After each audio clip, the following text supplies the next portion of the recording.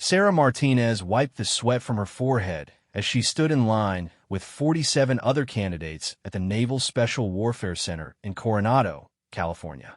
The morning sun was already brutal, and it wasn't even 7 a.m. She could feel eyes on her back, whispers floating through the ranks of mostly male trainees. "Look at that ink on her arm," someone muttered behind her. "What kind of woman gets tattoos like that?" Sarah kept her eyes forward, jaw clenched. The intricate tattoo sleeve on her left arm told a story most people couldn't understand. Delicate roses intertwined with thorns, a phoenix rising from flames, and words in Spanish that held deeper meaning than any of these men could imagine. To them, it probably looked like decoration. To her, it was survival. Chief Petty Officer Williams walked down the line, his boots clicking against the concrete. Every trainee stood at attention, but Sarah could feel the tension when he paused behind her. She had expected this moment since the day she decided to pursue SEAL training. Women weren't even allowed in these programs until recently, and she was only the third to make it this far. "Well," Williams said, his voice carrying across the training ground, "what do we have here?" He stepped around to face Sarah, his eyes immediately drawn to her tattoo. Several other instructors gathered around, and Sarah felt the weight of dozens of stares. "Martinez, is it?" Williams asked, reading from his clipboard. "Interesting artwork you've got there. You think this is some kind of fashion show?" "No, Chief," Sarah replied, her voice steady despite the rapid beating of her heart. "Then explain to me why you're walking around looking like a walking art gallery," Williams continued. A few snickers rippled through the group of trainees. "You think those pretty pictures are going to help you when you're drowning in Hell Week?" Sarah remained silent, knowing that anything she said would only make things worse. She had learned this lesson the hard way growing up in East LA, where showing weakness meant becoming a target. The tattoos weren't about looking pretty or making statements. They were reminders of battles she had already fought and won. Williams walked closer, studying the detailed work on her arm. "What's this supposed to be, Martinez? Some kind of gang marking? You running for something back home?" The other trainees were watching now, some openly laughing. Sarah's knuckles went white as she kept her hands clenched at her sides. She wanted to tell them about the rose for her grandmother who raised her after her parents died in a car accident, about the phoenix representing her rise from poverty and addiction in her neighborhood, about the Spanish words that were her grandmother's last advice. "La fuerza viene del corazón." Strength comes from the heart. But she said nothing. "I asked you a question," Martinez, Williams pressed. "What's the story with all this ink?" "Personal reasons, Chief," Sarah finally answered. "Personal reasons?" Williams laughed, a harsh sound that echoed across the training ground. "Let me tell you something, Martinez. There's nothing personal in the teams. Everything about you belongs to the Navy now. Your time, your energy, your life. And, apparently, your skin too." He turned to address the other trainees. "Take a good look, people. This is what happens when you think the military is a place to express your individuality. Martinez here seems to think she's at some kind of summer camp where you can show off your body art." Sarah felt heat rising in her cheeks, but she forced herself to remain calm. She had dealt with worse than this. Growing up in the foster system after her grandmother's death had taught her to endure humiliation without breaking. She had survived things these men couldn't imagine. "You know what I think, Martinez?" Williams continued. "I think you're here for the wrong reasons. I think you're trying to prove something to someone, maybe yourself, maybe the world. But let me save you some time and pain. The teams don't care about your personal journey or your artistic expression. We care about one thing. Can you do the job when lives are on the line?" He paused, letting his words sink in. "And, frankly, looking at you, I have my doubts." The morning continued with physical training, and Sarah pushed herself harder than ever. Every push-up, every sit-up, every sprint was fueled by the anger and determination burning inside her. The other trainees kept their distance, some shooting curious glances at her tattoos, others whispering among themselves. During the lunch break, a tall trainee named Jackson approached her table. "Hey, Martinez," he said with a smirk. "Nice artwork. You get those done at some fancy Beverly Hills place?" Something like that, Sarah replied, not looking up from her meal. Must have cost a fortune, Jackson continued. My girlfriend's been wanting to get something done, but she's afraid it'll hurt too much. You seem like you can handle pain pretty well. There was something in his tone that made Sarah look up. Jackson was grinning, but there was no friendliness in it. Behind him stood 3 other trainees, all watching the exchange with interest. Pain's relative, Sarah said simply. Is it now? Jackson sat down across from her uninvited. See, I'm curious about something. You come in here looking like you belong in some biker gang, acting all tough and mysterious. But here's what I don't get. If you're so tough, why are you even here? Why not just join the regular Navy like the other girls? Sarah set down her fork. The other girls? You know what I mean, Jackson said.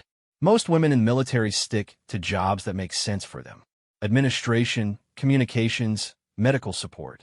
Safe jobs. Jobs that don't require the kind of physical and mental toughness that real combat demands. And you think my tattoos somehow disqualify me from that toughness? Sarah asked, her voice getting quieter. I think they show poor judgment, Jackson replied. I think they show someone who makes decisions based on emotion rather than logic. And emotional decision-making gets people killed in combat. Sarah stood up, and Jackson's friends tensed, ready for confrontation. But instead of anger, Sarah's voice was calm and measured. You don't know anything about my decision-making, she said. And you definitely don't know anything about what I've been through to get here. But you're going to find out soon enough whether I belong here or not. We all are. She walked away, leaving Jackson and his friends at the table. As she headed back to the barracks, Sarah could hear more whispers, more comments about her appearance, her attitude, her chances of making it through training. That night, as she lay in her bunk listening to the ocean waves crash against the shore, Sarah touched the phoenix tattoo on her shoulder.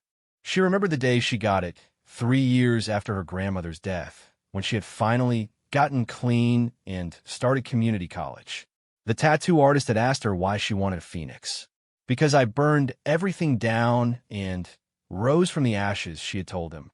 Tomorrow would bring new challenges, new opportunities for the instructors and other trainees to doubt her abilities. But Sarah had something they didn't understand yet. She had already survived her own personal hell. Everything else was just training. She closed her eyes and whispered her grandmother's words. La fuerza viene del corazón. Strength comes from the heart. And her heart had been forged in fire long before she ever set foot in Coronado. The second week of training brought Hell Week preparations, and the mockery about Sarah's tattoos only intensified. During morning PT, Chief Williams made it a point to single her out repeatedly, always managing to work in comments about her body art or artistic expression whenever she struggled with an exercise. Martinez, he shouted as she completed a set of pull-ups. Those fancy pictures weighing you down? Maybe you should have gotten something more motivational tattooed on there. Like I quit, might save us all some time. The other trainees had started calling her gallery behind her back, and some had begun openly placing bets on how long she would last. Sarah overheard Jackson telling a group that she'd probably drop out before Hell Week even started. Girls like that, they're all about the image, he said while they were cleaning their gear. Look at how much time and money she spent on those tattoos. That's someone who cares more about how she looks than how she performs.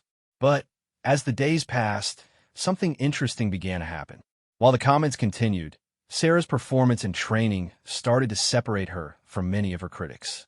During the obstacle course runs, she consistently finished in the top 10. In the pool, her times were among the best in the class. And during the grueling beach runs in soft sand, she never fell behind. Lieutenant Commander Hayes, the officer in charge of their training phase, had been watching quietly from the sidelines. Unlike Chief Williams, Hayes rarely spoke during the daily training, but his eyes missed nothing. Sarah had noticed him studying her during particularly difficult exercises, though she couldn't read his expression. On Thursday morning, the class faced their first major elimination challenge. A 4-mile ocean swim in rough conditions followed immediately by a 12-mile run. The water was choppy and cold, with visibility nearly zero. Several trainees had already dropped out during previous water exercises, unable to handle the combination of physical demands and psychological pressure. As they prepared for the swim, Chief Williams gathered the class around him. Listen up, people. The ocean doesn't care about your feelings, your background, or your personal story. It only cares about one thing. Are you strong enough to survive it? His eyes found Sarah in the group. Some of you seem to think you can get by on attitude and decoration. Today, we find out what you're really made of. The whistle blew, and 42 remaining trainees hit the water. The cold was immediate and shocking, taking Sarah's breath away despite her preparation. The waves were bigger than they had trained in, and the current was pulling them off course almost immediately. Sarah found her rhythm after the first few minutes, focusing on her breathing and stroke technique.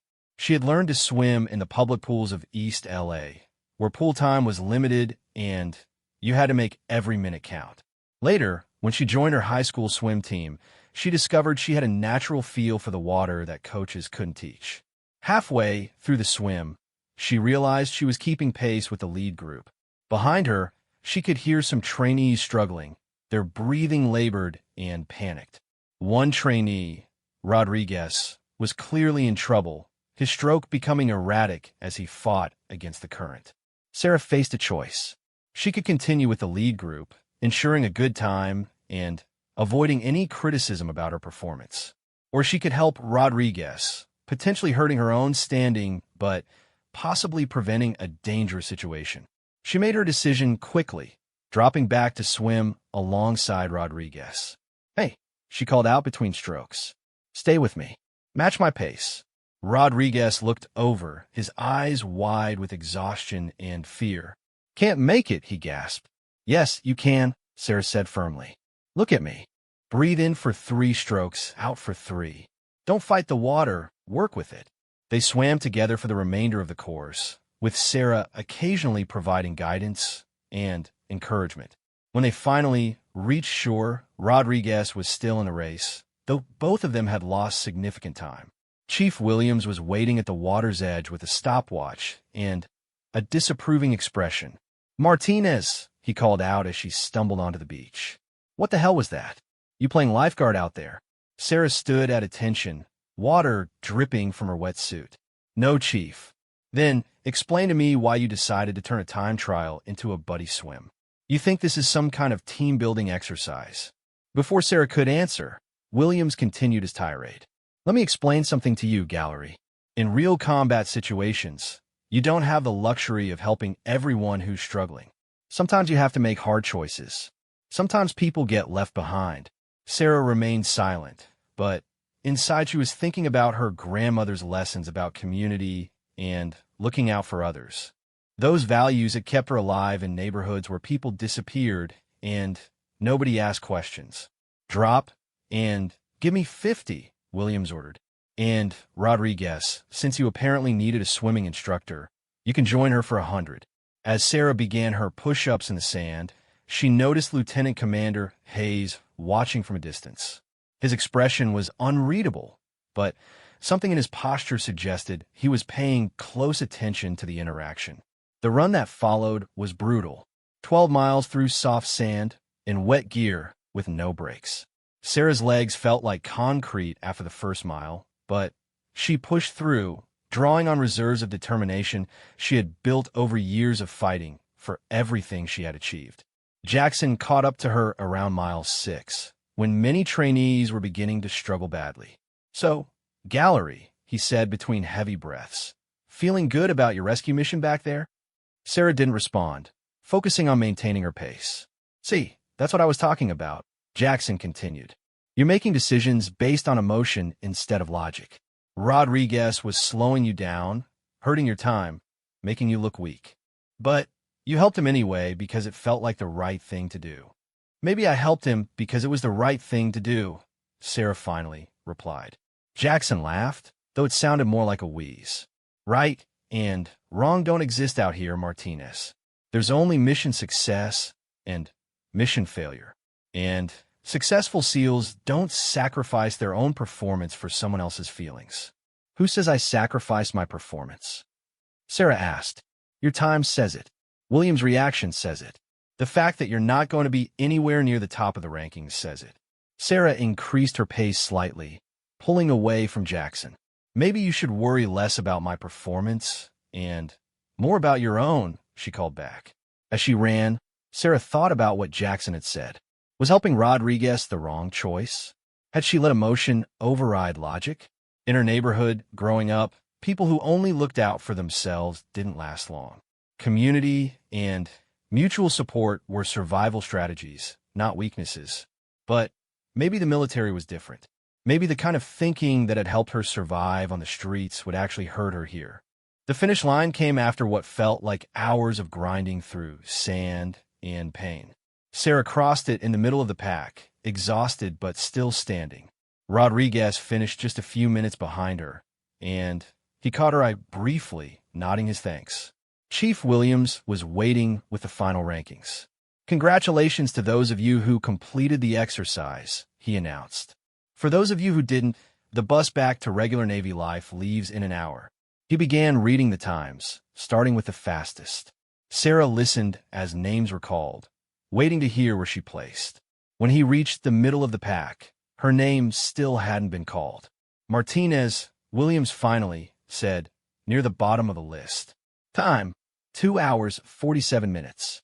Disappointing, considering your pool performance suggests you should have done better.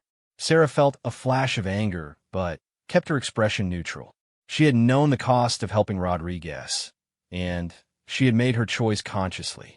As the group dispersed for evening chow, Lieutenant Commander Hayes approached her. Martinez, he said quietly, walk with me. They walked in silence for several minutes along the beach before Hayes finally spoke. That was an interesting choice you made out there today. Yes, sir, Sarah replied, unsure where the conversation was heading. Chief Williams thinks it was the wrong choice. He thinks you prioritized emotion over mission effectiveness. Sarah chose her words carefully. I understand his perspective, sir. Hayes stopped walking and turned to face her. But you don't agree with it. It wasn't a question, and Sarah realized that Hayes had been watching her more carefully than she had realized. Sir, I believe there are different ways to define mission effectiveness. Explain. Sarah took a deep breath.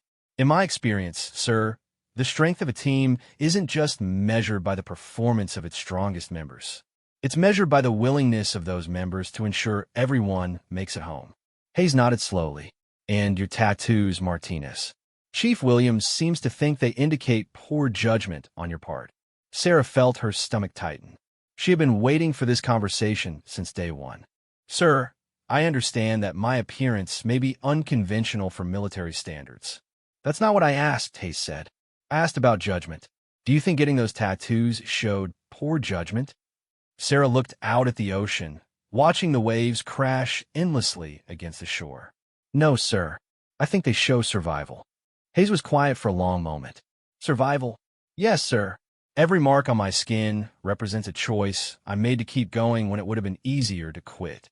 They remind me that I've been through worse than anything training can throw at me. And you think that perspective will help you in the teams? Sarah met his eyes directly. I think it will help me remember that the person next to me has their own story of survival, sir, and that their life is worth protecting, even if it costs me something. Hayes nodded once. We'll see, Martinez. Hell Week starts Monday. That's when we really find out what everyone's made of. As he walked away, Sarah touched the phoenix on her shoulder again. Hell Week would test everything she thought she knew about herself. But for the first time since arriving at Coronado, she felt like someone in command might actually understand what her tattoos really meant. The weekend before Hell Week was supposed to be rest time, but Sarah spent it thinking about what was coming and whether she was truly ready for the ultimate test. Hell Week began at midnight on Sunday with the sound of gunfire, explosions, and instructors screaming at the top of their lungs. Sarah jolted awake in her bunk as smoke filled the barracks and the chaos of simulated combat erupted around them. Get up! Get up! Get up! Chief Williams was screaming, banging pots and pans together. This is not a drill. Everyone outside in 30 seconds, or you're done. Trainees scrambled in the darkness, grabbing gear, stumbling over each other. some already looking panicked. Sarah moved quickly, but methodically, her training from years of emergency situations in dangerous neighborhoods kicking in. When violence erupted on our streets, you learned to move fast, but think clearly where you didn't survive. Outside, the instructors had set up a gauntlet of obstacles, hoses spraying freezing water and speakers blaring disorienting sounds. "Welcome to Hell Week," Williams shouted over the noise. "For the next 5 days, you will be pushed beyond every limit you thought you had. You will be cold, wet, tired, and miserable. Some of you will quit before sunrise." As if on cue, 2 trainees immediately walked over to the brass bell that sat ominously beside the training area. The bell that ended everything. Ring it 3 times, and your SEAL dreams were over. Sarah watched them go, understanding their choice, but feeling no temptation to follow. The first 18 hours were a blur of constant movement, freezing ocean water, and exercises designed to break both body and spirit. They carried heavy logs above their heads for miles, crawled through mud under barbed wire, and performed endless repetitions of basic exercises in between. There were no breaks, no mercy, and no relief. Sarah's tattoos became a constant source of commentary from the instructors. Every time she struggled, every time she showed any sign of fatigue, they would reference her artwork and question her commitment. "Martinez," Instructor Davis called out during a particularly brutal log carry. "Those pretty pictures starting to feel heavy? Maybe you should have gotten something more practical tattooed on there, like a map back to civilian life." But as the hours passed, something unexpected happened. While other trainees began to break down, some crying, others becoming disoriented from exhaustion, Sarah seemed to find a zone of mental toughness that surprised even herself. The pain, the cold, the constant harassment, it all reminded her of different kinds of survival challenges she had already faced. Growing up, there had been nights when she went to bed hungry because there wasn't enough food. Nights when she stayed awake listening for danger in the hallway outside her apartment. Days when older kids targeted her for being different, for being alone, for being vulnerable. She had learned that survival wasn't about avoiding pain. It was about continuing to function despite pain. By Tuesday evening, the class had already lost 12 people. Jackson, who had been so critical of Sarah's choices, rang the bell Tuesday afternoon after collapsing during a beach run. Before he left, he sought Sarah out. "Hey, Martinez," he said, looking embarrassed.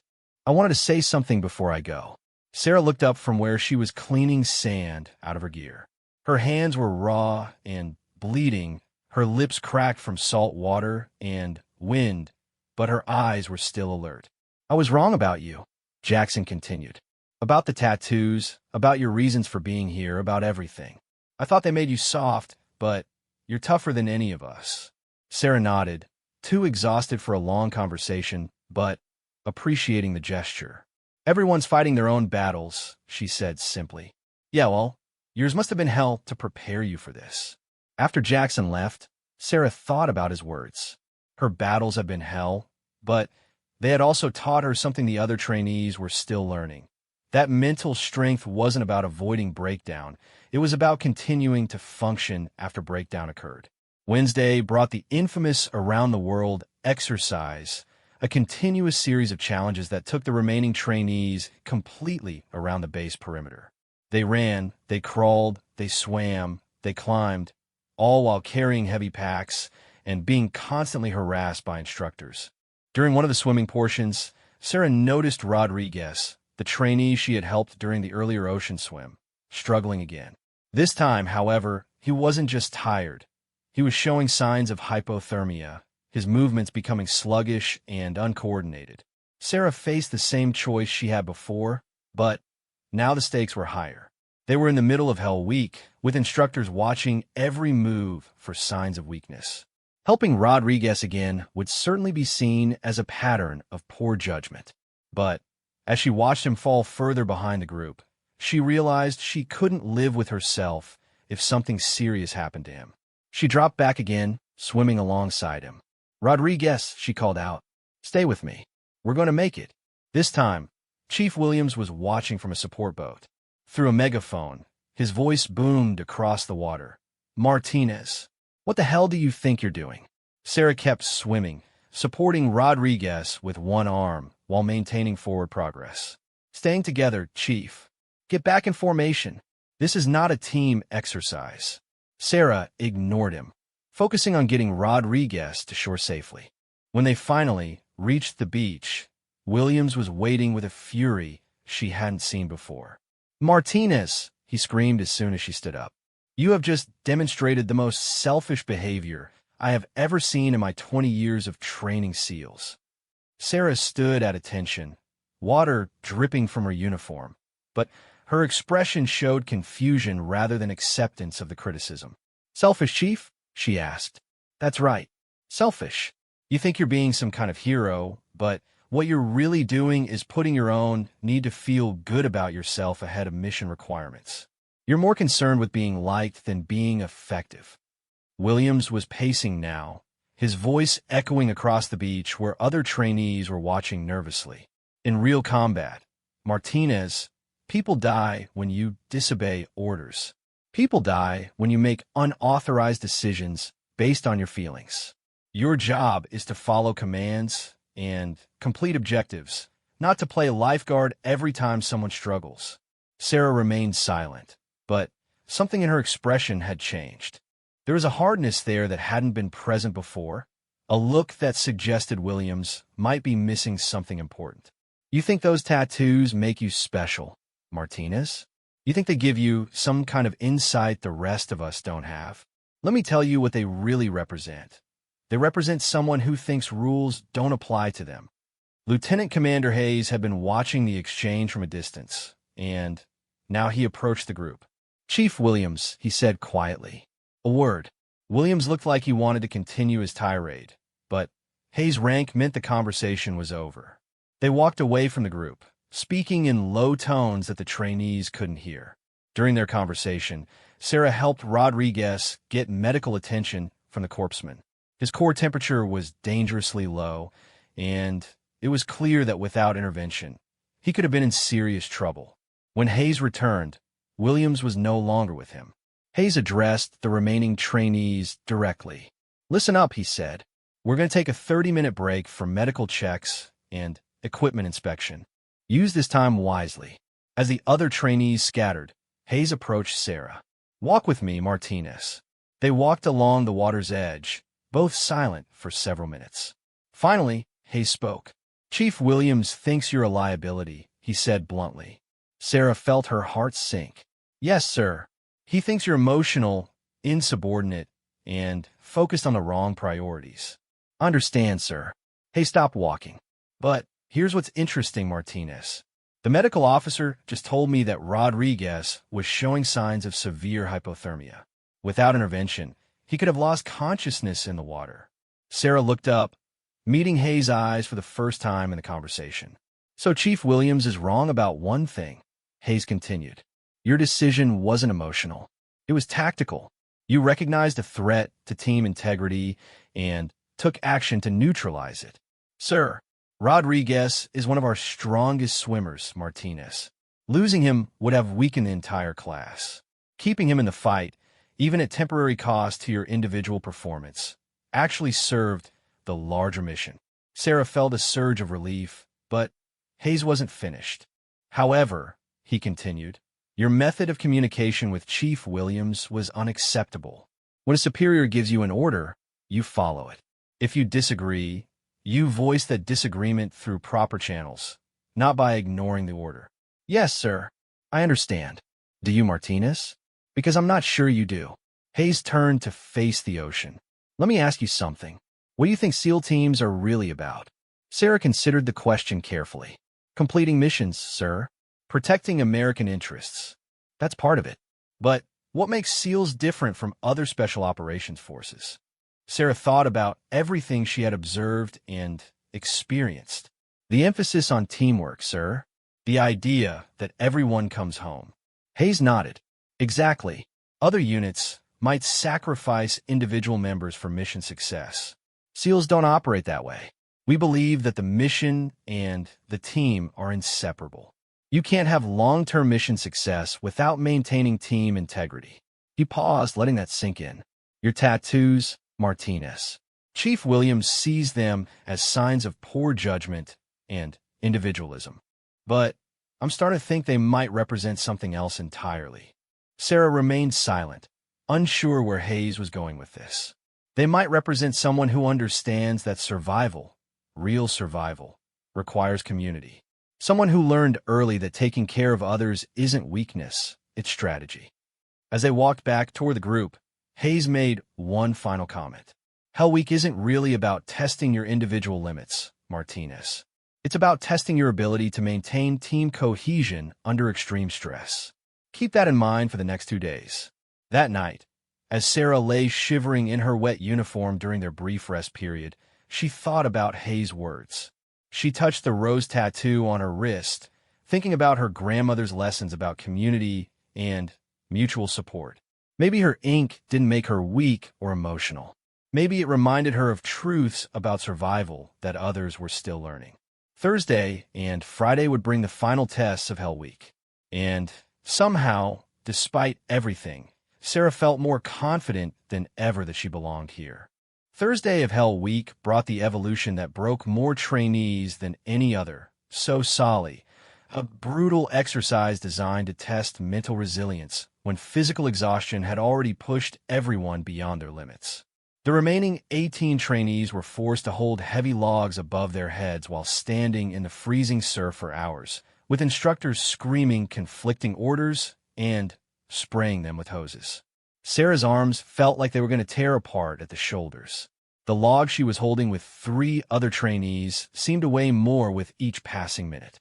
Salt water stung her eyes, and her entire body shook uncontrollably from the cold. Around her, she could hear the sounds of people beginning to break. I can't do this anymore," gasped Peterson, one of the stronger trainees, his voice barely audible over the crashing waves. "Yes, you can," Sarah said through gritted teeth. "Look at me, Peterson. We're going to count. Count with me. 1, 2, 3. Martinez." Chief Williams appeared in front of her, his face inches from hers. "Did I ask you to coach anyone? Did I give you permission to speak?" Sarah kept her eyes focused straight ahead. "No, Chief." "Then shut your mouth and concentrate on your own performance. You think this is some kind of group therapy session?" But despite Williams' order, Sarah continued to quietly encourage the people around her. Not with words now, but with small gestures, a steadying hand when someone stumbled, a quick nod of encouragement when someone looked ready to quit. She had learned in the hardest moments of her own life that sometimes survival was contagious. If one person refused to give up, it reminded others that giving up wasn't the only option. 2 more trainees rang the bell during So Solly. As they walked past Sarah's group, she could see the relief and shame warring in their expressions. Relief at escaping the immediate pain, shame at not being able to endure what others were enduring. After 6 hours in the surf, the exercise finally ended. The remaining 16 trainees stumbled onto the beach, barely able to stand. Chief Williams gathered them in a semicircle, his expression grim. "Congratulations," he said, his voice hoarse from hours of shouting. "You've made it through Thursday. But let me be clear about something. Tomorrow is going to be worse. Tomorrow we find out who really belongs here and who's been fooling themselves."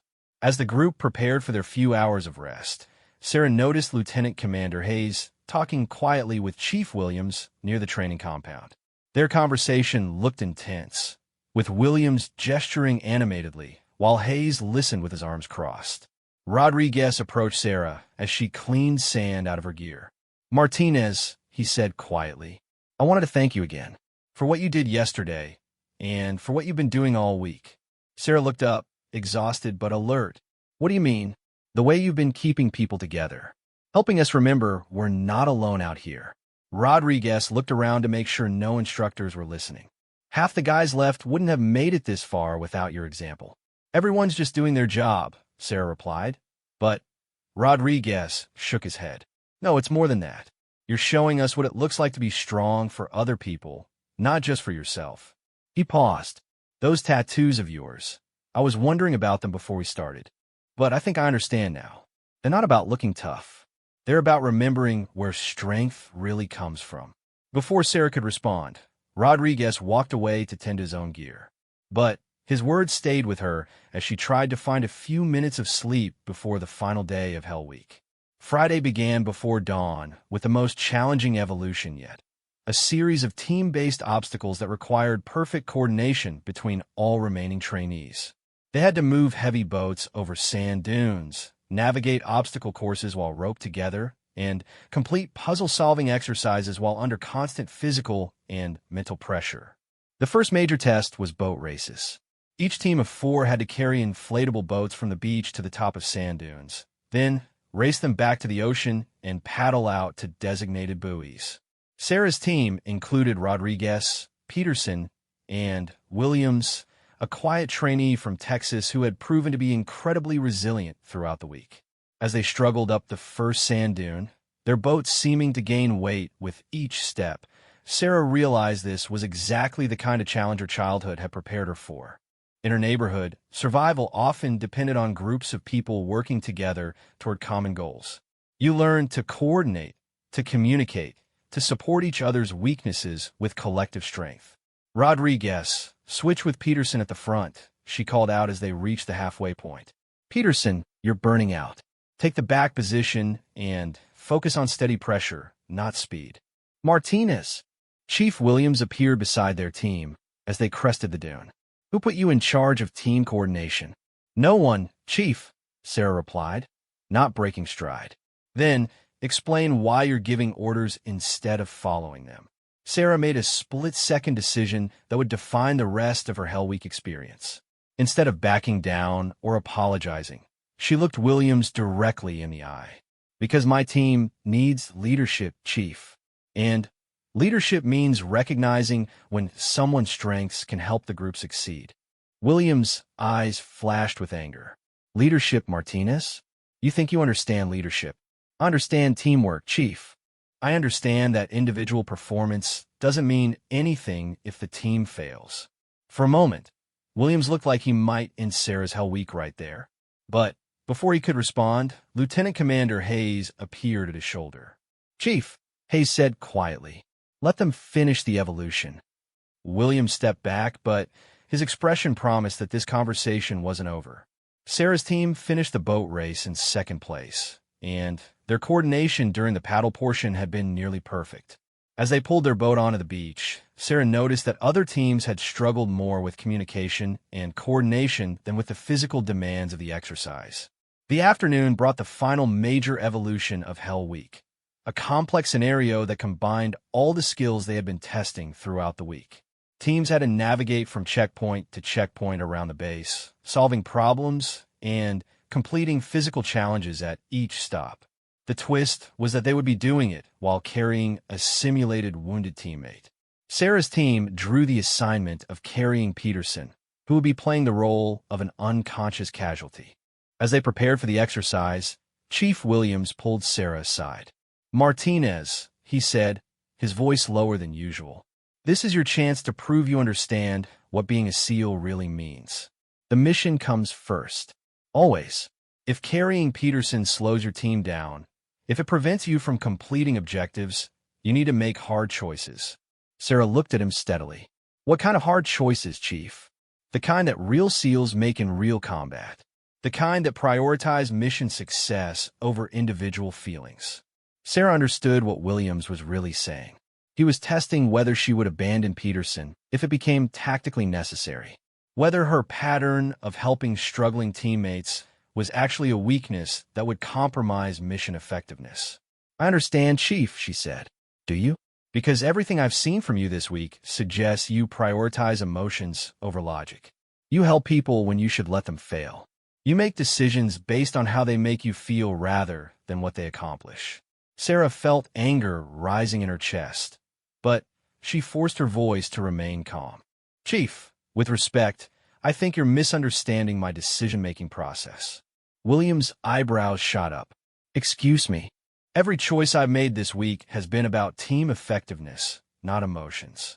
When I helped Rodriguez during the swim, it was because losing our second strongest swimmer would have hurt the entire class. When I encourage people during So Solly, it was because team cohesion improves everyone's performance. Williams stared at her for a long moment. And if helping Peterson today hurts your team's performance? Sarah met his gaze directly. Then, I'll find a way to help him that doesn't hurt our performance.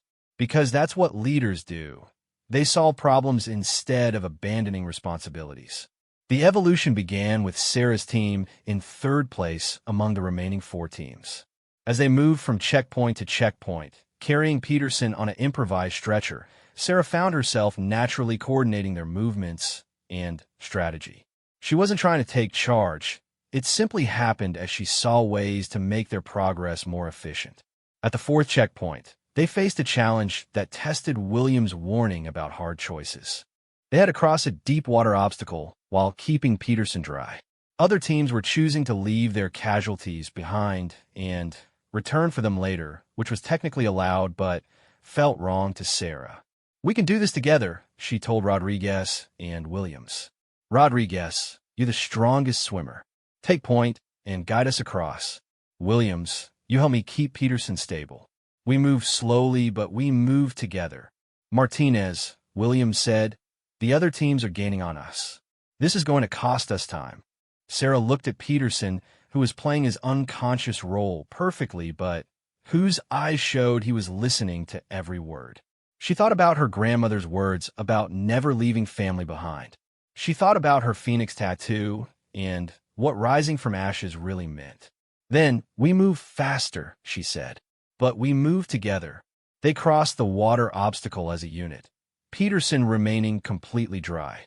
It cost them time, but their coordination was flawless.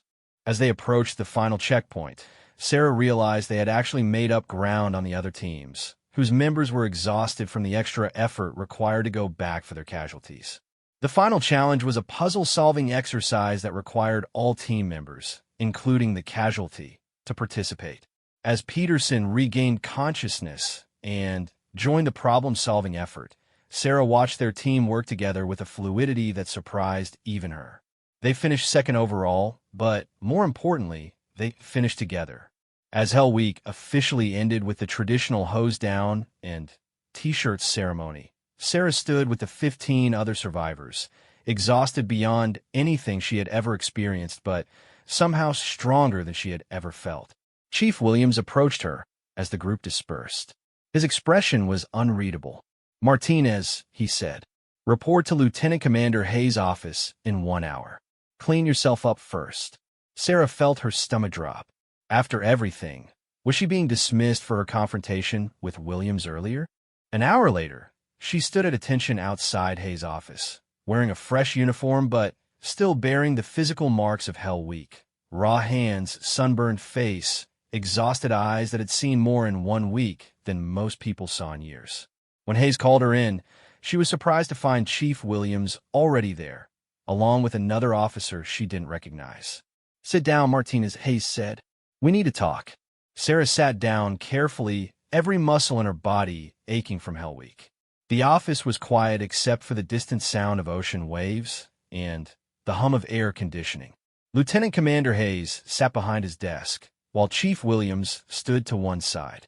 The third officer, whom she now saw wore the rank of captain, remained standing near the window.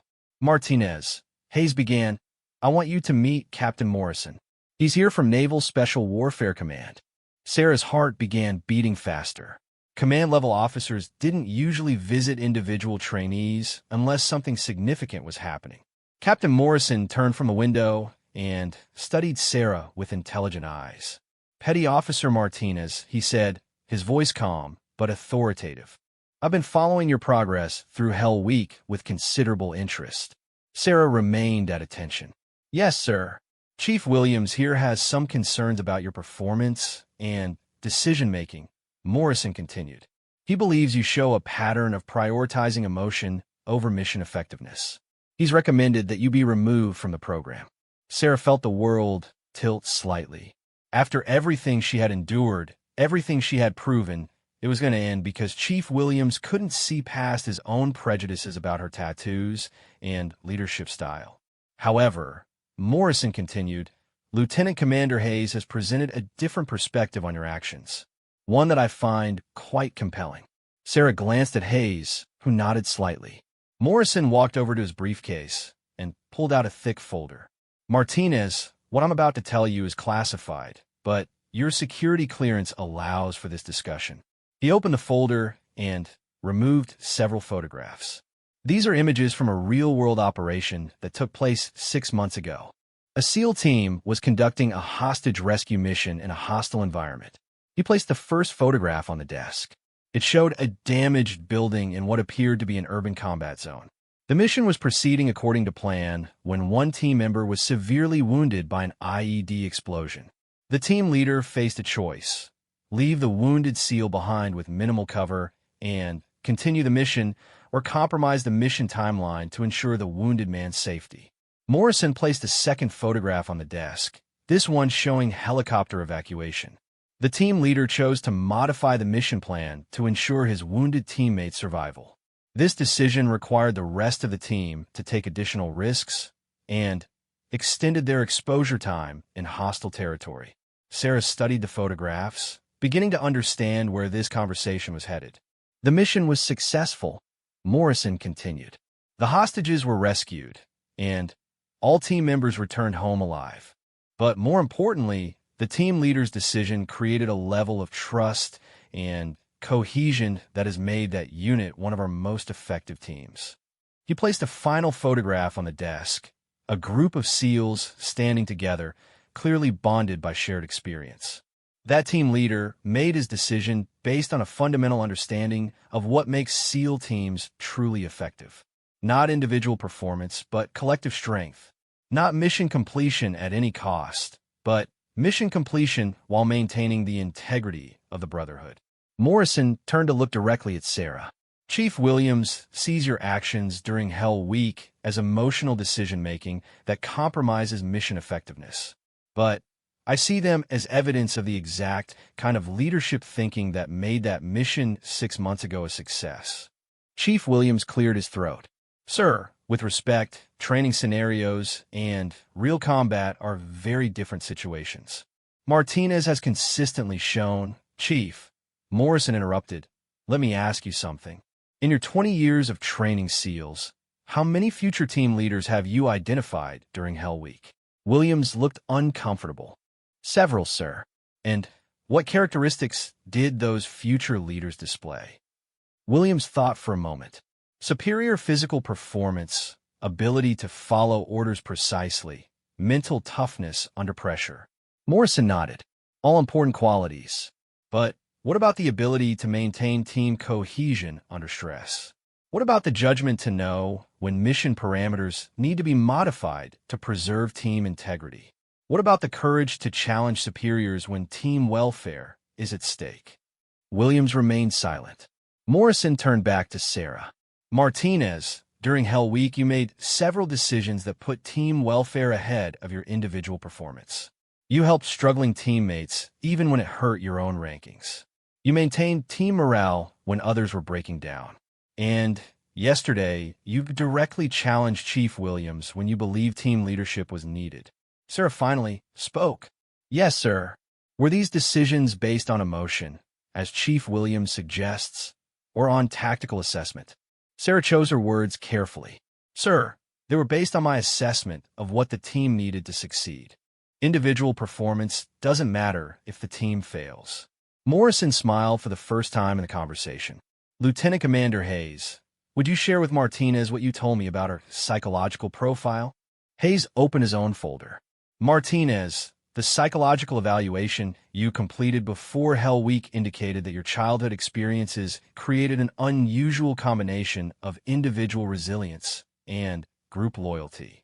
The evaluator noted that your tattoos likely represent what she called survival markers, reminders of challenges overcome rather than superficial decoration.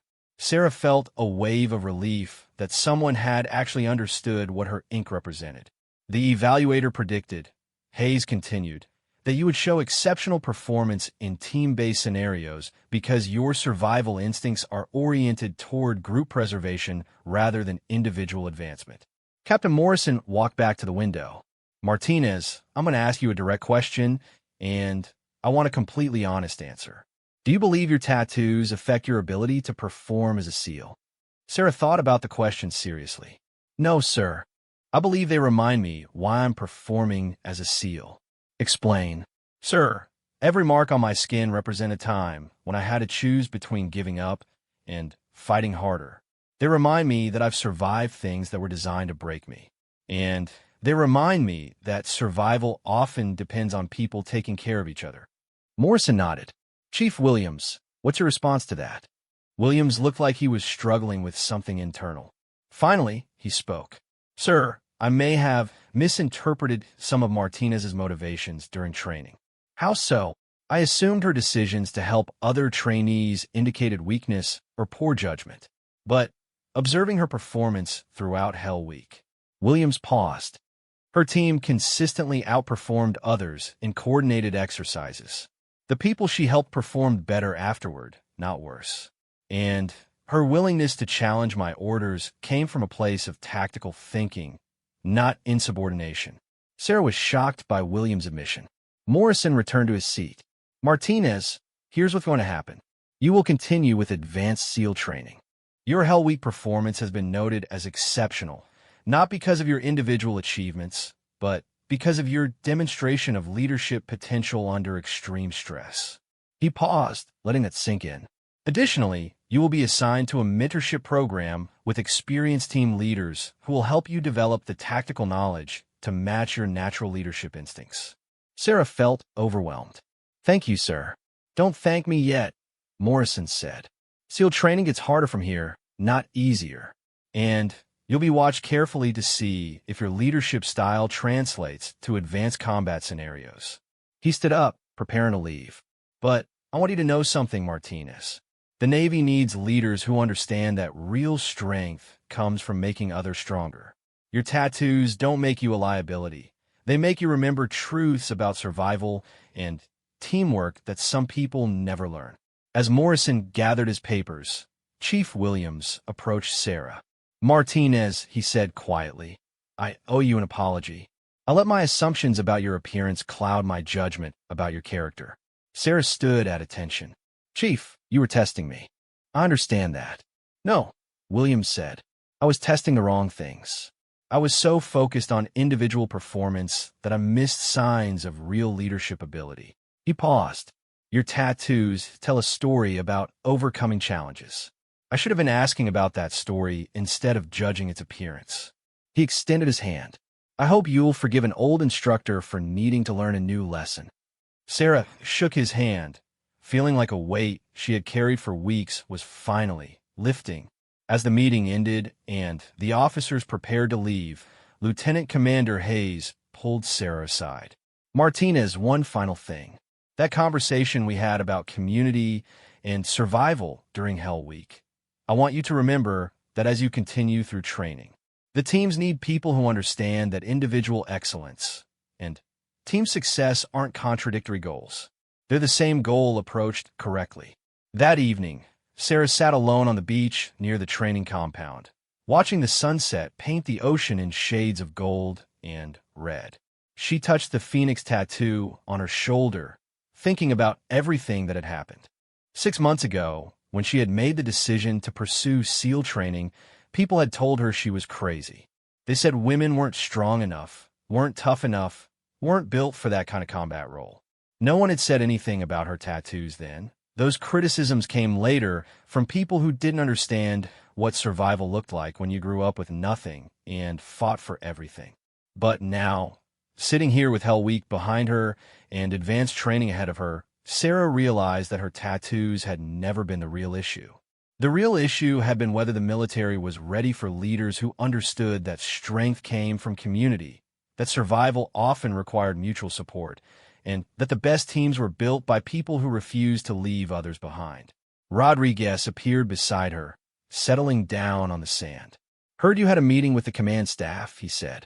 Word travels fast around here, Sarah replied. So what's next? Sarah watched a group of new trainees running along the beach, just beginning their journey toward Hell Week. Some of them would make it, others wouldn't. But All of them would learn something about their own capacity for endurance and growth. Next, I keep going, she said. Keep learning. Keep proving that tattoos don't define character. Choices do. Rodriguez nodded. For what it's worth, Martinez, you've already proven more than most people prove in a lifetime. As the stars began appearing in the darkening sky, Sarah thought about her grandmother's words. La fuerza viene del corazón. Strength comes from the heart. Her tattoos had always been about heart. The heart to survive, the heart to care for others, the heart to keep fighting when everything seemed impossible. Tomorrow would bring new challenges, new opportunities to demonstrate that real leadership meant lifting others up rather than stepping on them. But tonight, Sarah was content to sit by the ocean and remember where she had come from, and to imagine where her journey might take her next. The ink on her skin had told one story, a story of survival, growth, and the choice to keep fighting. But the real story was just beginning to unfold.